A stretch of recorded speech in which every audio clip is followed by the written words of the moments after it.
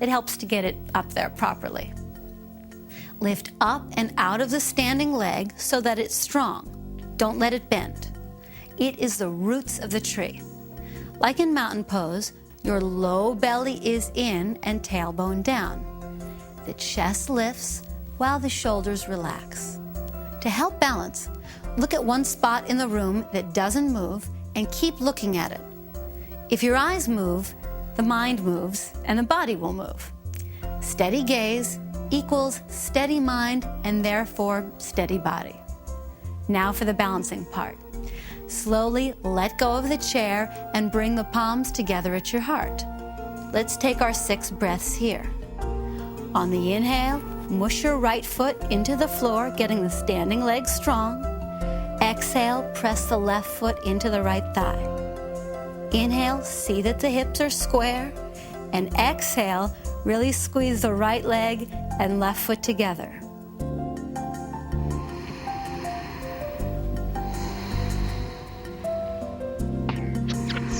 Tree pose may seem simple, but it's a powerful posture to improve balance and promote inner stillness.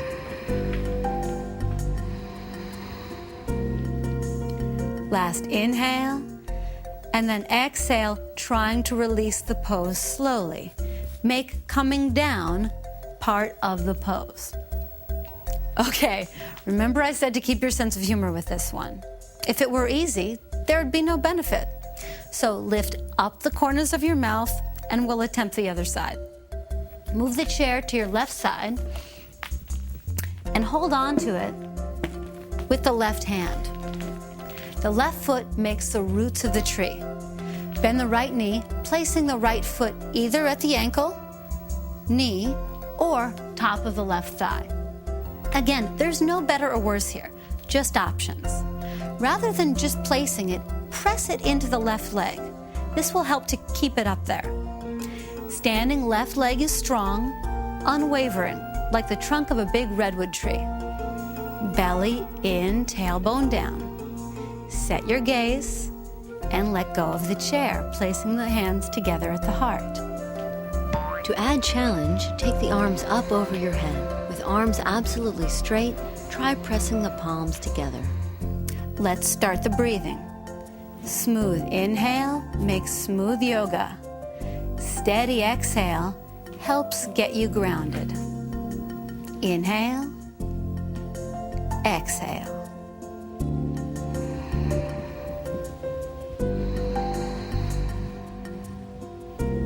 It's called a yoga practice because no one does the poses perfectly.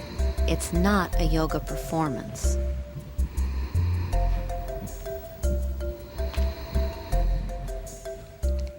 No sudden moves. Inhaling and come down gently on the exhale. Bring the feet back to hips width apart and stand tall in mountain pose. By now, it should be a relief to be back here.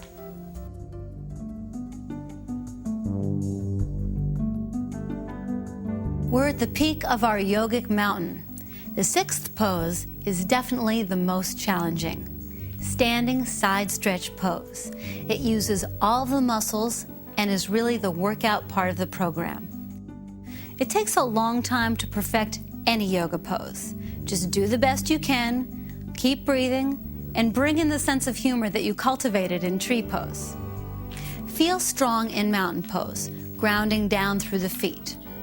Now, step your feet wide. It turns out that wider legs is actually easier and safer. Take your arms out to the sides parallel to the floor. A good way to measure is that the feet should be wide enough so they would line up right under your hands. Turn your right leg out to the right. Look down at it and see that your foot and your knee really are pointing directly to the right. Bend your right knee and stretch your whole body over to the right. Bend the right elbow and place the forearm onto the thigh. Your left arm reaches up and over your head to make one line with the left leg. Check in with the right knee and make sure that it isn't collapsing in. It should be in line with your second and third toe. Now, turn and look up at your top hand. This one is hard to hold for everyone, so let's get started on our 6 breaths.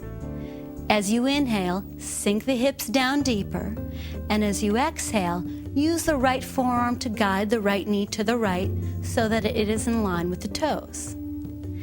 Inhale, rotate the chest up to the ceiling, and exhale, really reach through the fingertips of the left hand.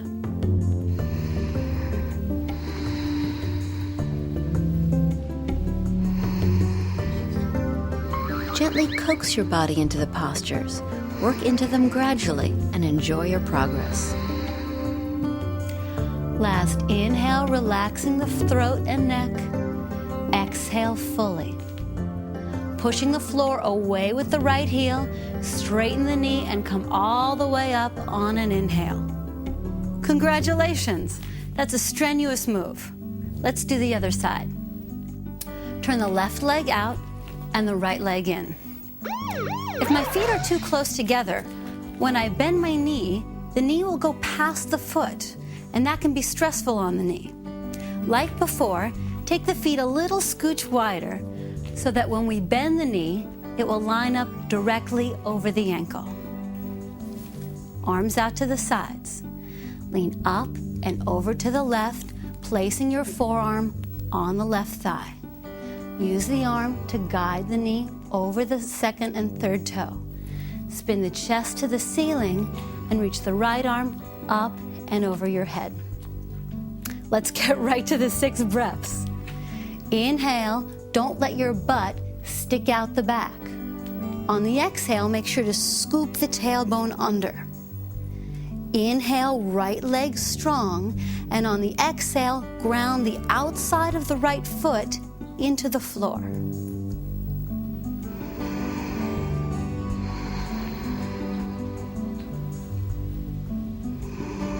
You cannot get in shape with yoga. False. Yoga practiced regularly will tone and firm your entire body. Last inhale to expand the space in between the ribs. Exhale all the way. Press down through the left heel to straighten the knee. On the inhale, lead with the top hand and come all the way up. Step your feet back together and take mountain pose for the last time. You did it. You should feel really good about yourself. Even if you did just a little bit of it, at least you did some.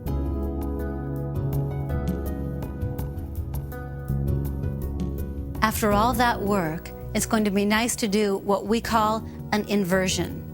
That means any pose where the heart is above the head. It reverses the flow of gravity, allowing fresh blood to get to the head. Inversions are the real healing part of the practice.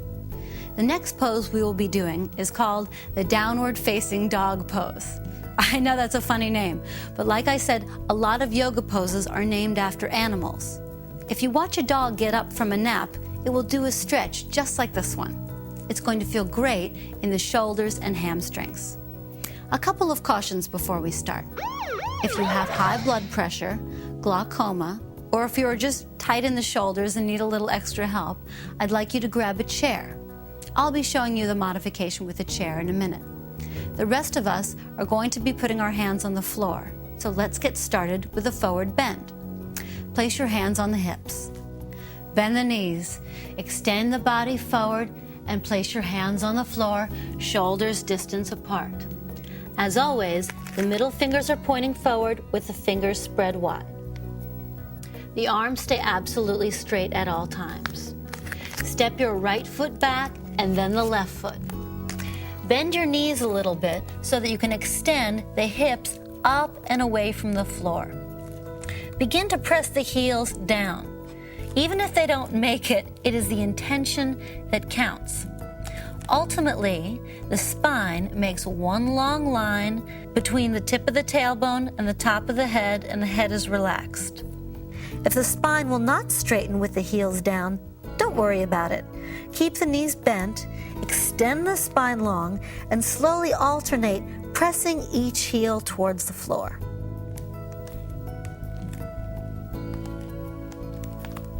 Whether you're on the chair, alternating bent knees, or trying the pose straight with me, it's time to take our 6